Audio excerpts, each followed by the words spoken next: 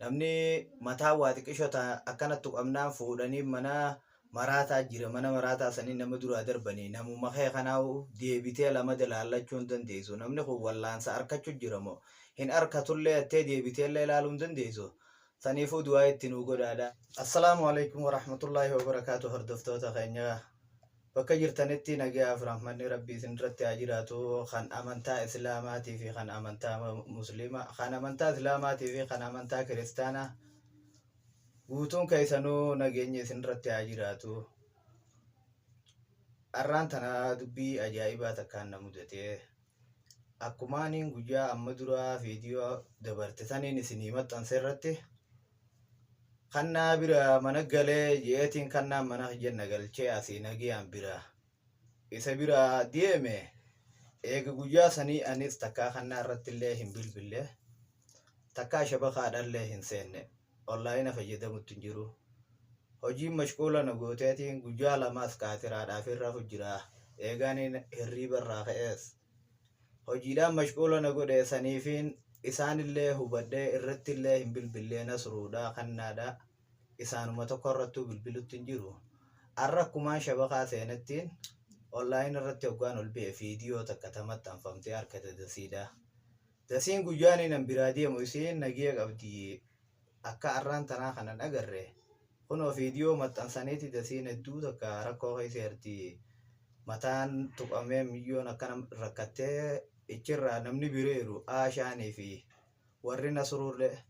warri nasruuti irraa rakkataa jira. Akkasittiin inshaallah tanattis du'aa naa godhamee miyyoo tanaas rabbi haa fayyisu jaadhaa du'aa itti naa godha. Anis irraanaaf hamma isiin fayyituu takkatti jala deemeetiin du'aadhaa fi yoo sheeka feetes sheeka barbaadee akkasittiin du'aatti godha. Isinis bakka jirtanii du'aa nutti godha obboleewwan kiyya. Isaan irratti illee bilbilee hin gaafanneemee kannaa irrattis bilbileetiin gaafadhaa. Waan isin rageesse haanaa himu isaa fi nasruullee bilbileetiin bilbilaan hubadhaati hordoftoota keenya. Namuutumee isinis akkanuma nu dhageeffadha. Du'aa nutti godhaa bakka jirtanii guutuun keessanuu.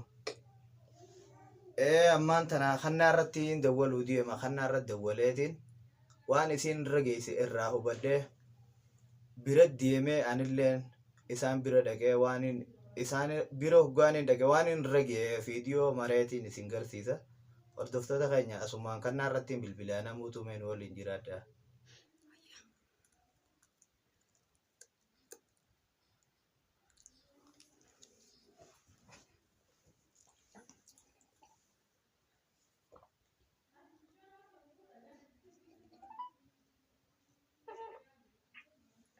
Halo. Assalamu alaikum. Akkam kannaa nagaa fayyaa?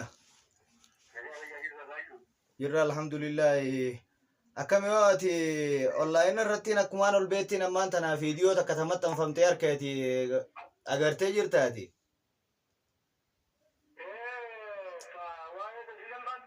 Tawaa'ee dasiidhaatiin baana ka.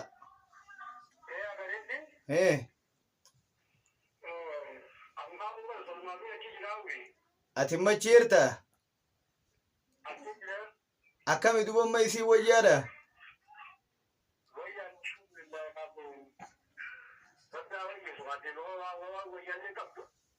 Do'aadha feeti moo dubamma nama sheekaa feeti?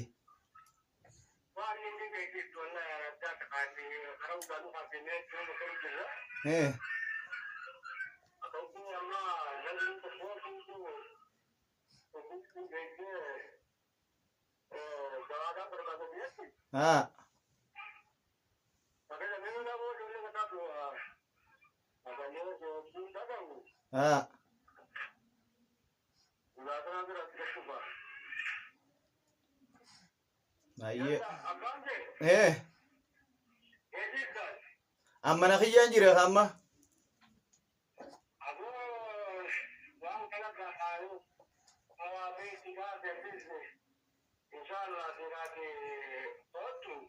Nin dhufa hammaan tana kaayi dhufeetiin waliin ka du'aa barbaannaa fi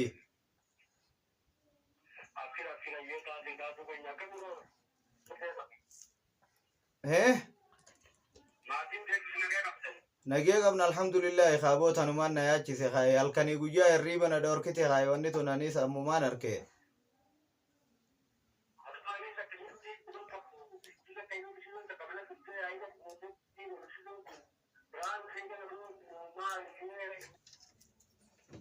ayyee oo nin dhage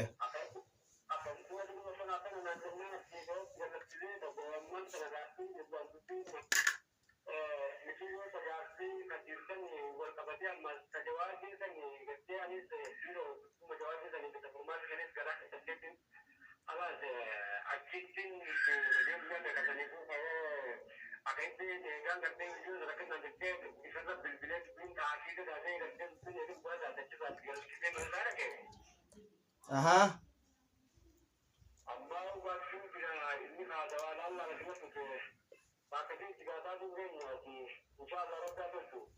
ayyee rabbi haa tolchu inshaallah anis nin dhufaati amma laal tawaa cufaa dura tajawaadiitii sitti deebinaati ilaala nama taa garaa kana cufana uguftee hedduu takka garaa na balleessiteertu taa dasiidhaa tanaati nutis ka obboleetii dhalaa wajji dhalannee jirraati ta'if jalaa qabnus akkasuma intaluma dhalaati saniifuu isii tana wajji furmaatatti goonu maleen taane ka obboleessa qiyya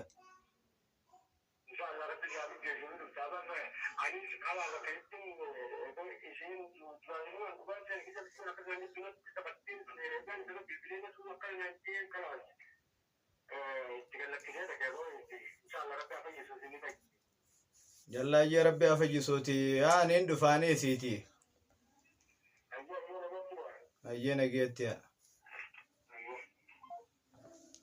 kunoo takkanaati hordoftoota keenya kannaanis dhagee jira se'ella anuma qofaatun dhageeyiniiti isaanilleen kunoo ilaa arraan tanattis bilbilee namni akkanaati waan akkanaan nu mudate koottuu namni naan jee hin jiru amma dura nasruu irratti illeen bilbilee nasruu irratti hoggaan hin bilbilu bilbilli isaa cufaa jeen na didi inninis eegas booda mokorriiti jaalaalee arkee waanaan deebifne saniifuu amma tana waliin malatti dhoynaati mee anis birattiin deema isinis du'aayii nu godhaadha takkasiiti ilaal namni tokko hoggaa mana arabaa keessa hammaama arabaa dhiqee maalleeni san sumuuniin takkaawu yoo namarraa baate hedduu takka beeytee mataa nama garagalchiti amma isiinis amma qabeenyuma guddaasanii tokkas isii godhe waan biraatii miti saniifuu falak amma itti goonutti isinis nu faana turaadhaa namuutu du'aayiidhaas nu godha bakka jirtanii yaada keeysaniin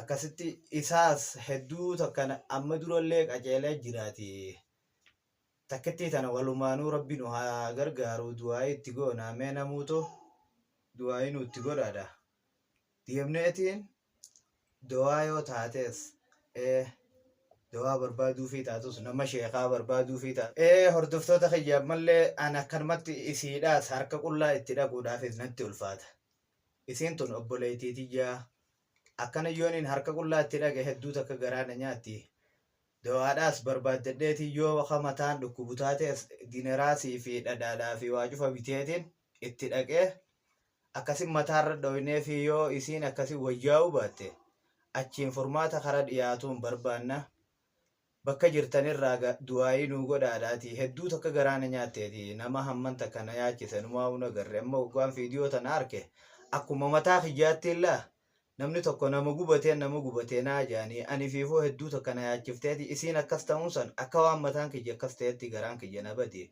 isinis du'aayii nuutti godhaa jabaadhaa takkasiiti hordoftoota kiyya ammaan tana ka'eetiin isii bira deema isinis du'aa itti nu godhaadha hamma isiin fayyituu takkatti bakka itti irraa teenyuun qabnu ammallee ka'eetiin deemee du'aa barbaadee fi isiidhaas yoo isiin du'aa saniif fayyuu baattees hospitaala yoo geessinees amma biyya tana keessatti biititun biyya ambaati namni mataa waa xiqqishota akkanattu qabnaan fuudhanii mana maraataa jira mana maraataa sanii nama duraa darbanii namuma kee kanaa deebitee lama dalaallachuu hin dandeessu namni kun wallaansa arkachuu jiramoo hin arkatullee attee deebiteellee ilaaluu hin dandeessu saniifuu du'aa itti nu godhaadha anis amma miila kanaan ka'eetiin isaan bira deeme ichirratti fiidiyoo oggaaniin isinii maxxanse ni gartanii isinis nageen naa tura hordoftoota kiyya assalaamu alaikum warahmatullahi wabarakaatuh